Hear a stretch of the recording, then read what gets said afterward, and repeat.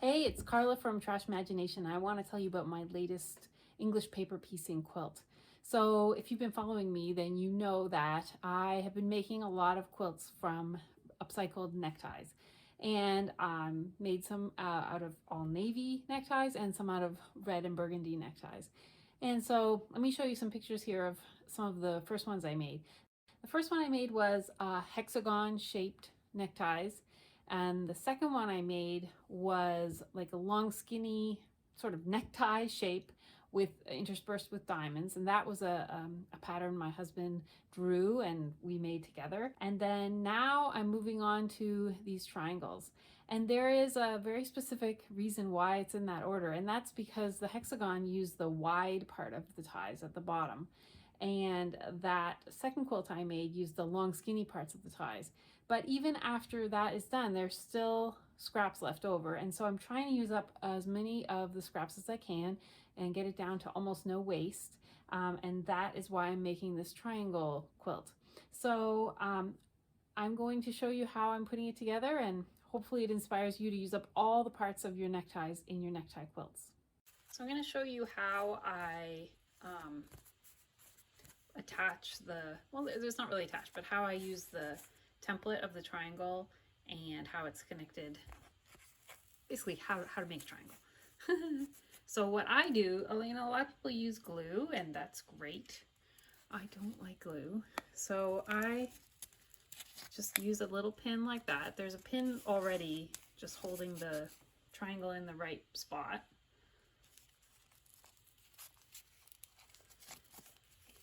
So I'm going to take this pin out now. These two edges are tight, but not super tight on the triangle. And I'm just going to fold it over so there's like a little boop boop here at the top. I'm going to take some thread and I'm just going to tack it a few stitches. And that's the fun of it, as it gets caught.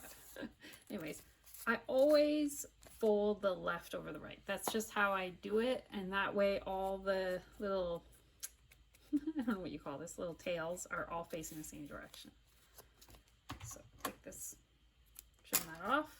So that corner is now done. Take the last side of the triangle, put a pin. Again, I'm going to tuck the left over the right. Take my thread, tack it. Oh, forgot to tie a knot. Whoops. Got ahead of myself there.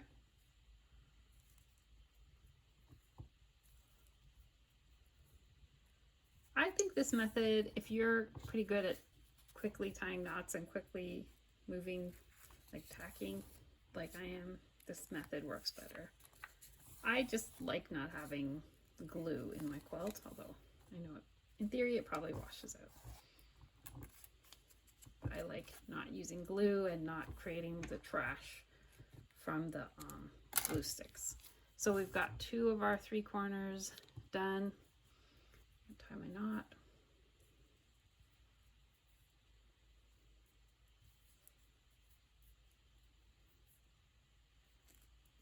Okay, and our last corner, again, left over right. And we'll just tack that corner down.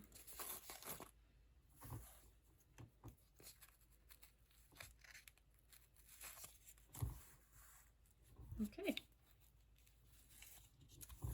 So this triangle is ready to be put into my layout and to be attached to other triangles. Oh, I guess we take the pins out first, of course. Also, at this point, I would usually iron this down.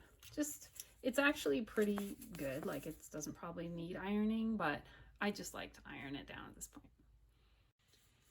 So I'm going to show you how I put 2 triangles together. First, I try to get the corners perfectly lined up. Then I take a binder clip and connect them like that. Then I take my thread and I start sewing them together. Now, any video you watch about English paper piecing, they're going to tell you to try to not sew through the paper as much as possible, and hopefully when you've attached, you know, there's a little bit of a space. So you can see I'm really trying to get just the very edge of the fabric.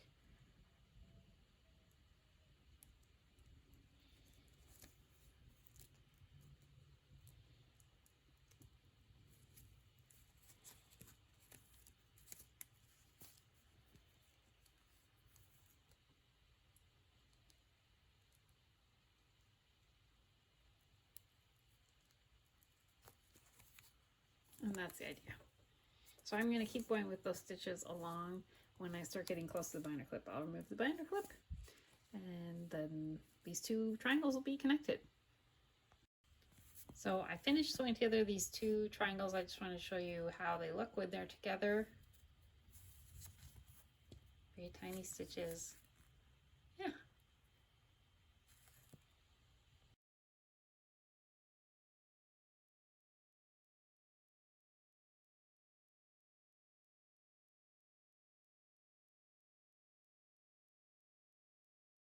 Okay, so here's our status for this quilt at this point. So I've put together, if I take away these triangles, I've put together all of the full triangles into hexagons and then attached the hexagons all to each other. But it means that at the edge here, it is not even. And so I need to make a bunch of half triangles to fill in order to get a straight line up the side. So you can see here, this is an example of a half triangle. Actually, let's turn this a little bit so it's against there like that.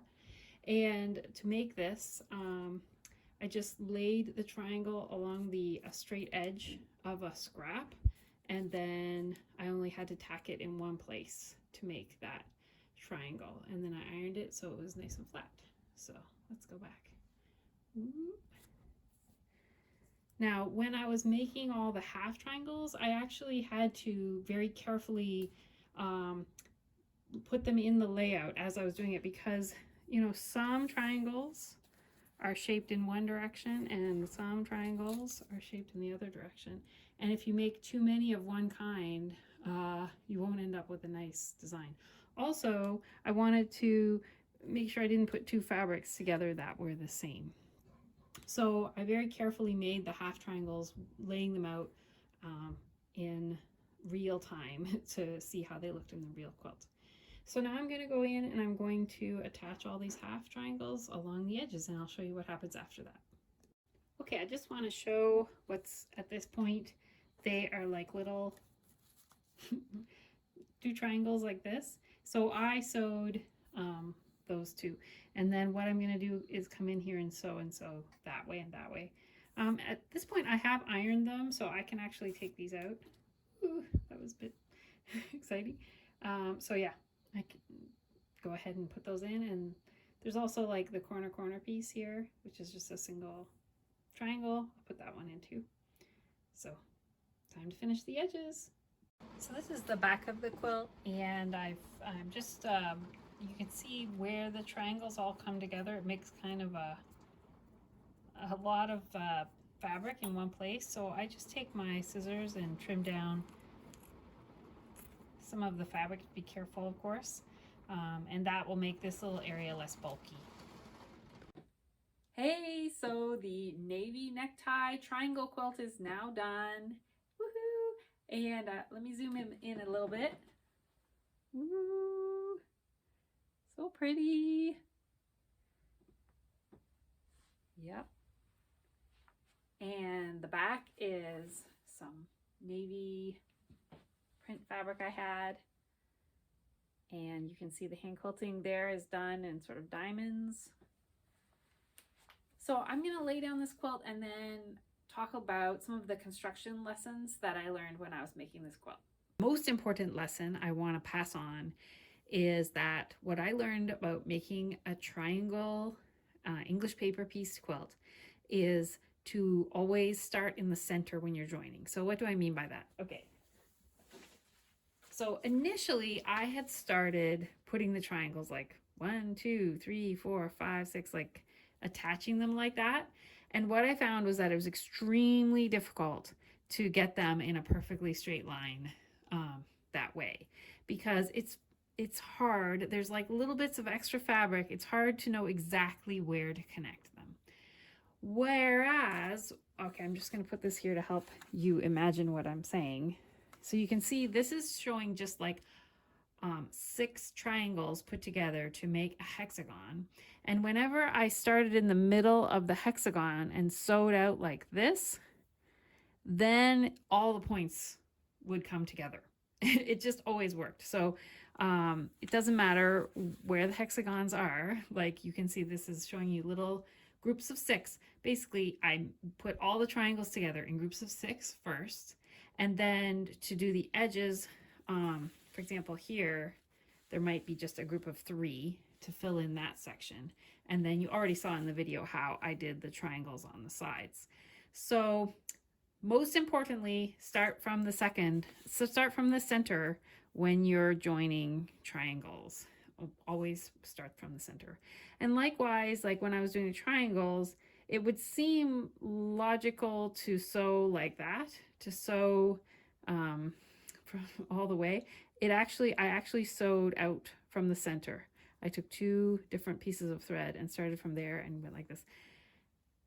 Just trust me that your points will line up together much better if you always start from the center. So that's my number 1 lesson learned from working with English paper piece triangles.